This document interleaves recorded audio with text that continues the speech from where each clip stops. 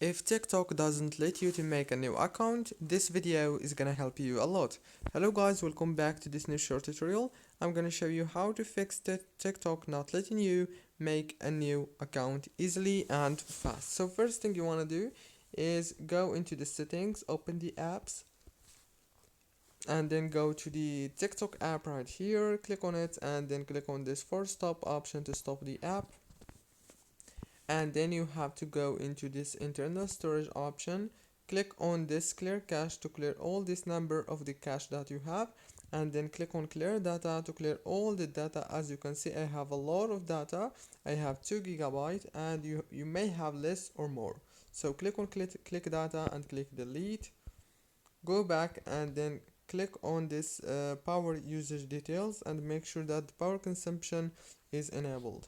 Now restart your phone, reopen TikTok, and try to create a new account. Don't forget to like, subscribe.